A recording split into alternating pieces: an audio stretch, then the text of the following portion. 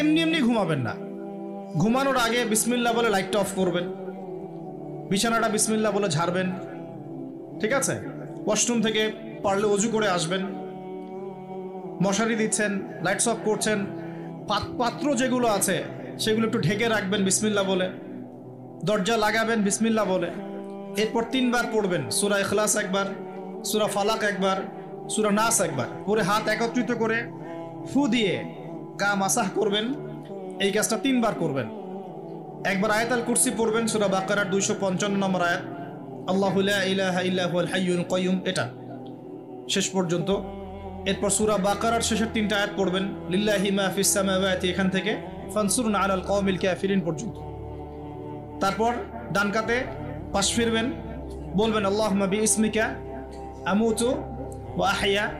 হাত নিবেন, হাতে গুনতে থাকবেন সুবহানাল্লাহ সুবহানাল্লাহ সুবহানাল্লাহ 33 বার, আলহামদুলিল্লাহ আলহামদুলিল্লাহ আলহামদুলিল্লাহ 33 বার, আল্লাহু আকবার আল্লাহু আকবার আল্লাহু আকবার 34 বার। ঘুমিয়ে যাবেন। এখন যদি আপনি 6 ঘন্টা ঘুমান, আপনি নবী সাল্লাল্লাহু আলাইহি ওয়াসাল্লামের সুন্নত অনুযায়ী ঘুমিয়েছেন, প্রত্যেক ঘন্টা ঘুমানোর জন্য আল্লাহ আপনাকে নেকি দিবেন ইনশাআল্লাহ। এমনি ঘুমালে নেকি হতো না, রেস্ট নেওয়া হতো। আমি একজন ব্যক্তিত্বের কথা বলছি, যার প্রতিটা কাজ অনুসরণ করলে ইনশাআল্লাহ জানা অনুযায়ী আমলটা হয়ে যাবে, আল্লাহর কাছে আমরা মাকবুল হব ইনশাআল্লাহ। পারা যাবে ইনশাআল্লাহ।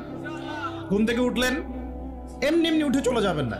উঠেন, বসেন, বসে ঘুমের ভাব দূর করেন, দূর করে বলবেন আলহামদুলিল্লাহিল্লাযী আহইয়ানা বা'দা মা আমাত।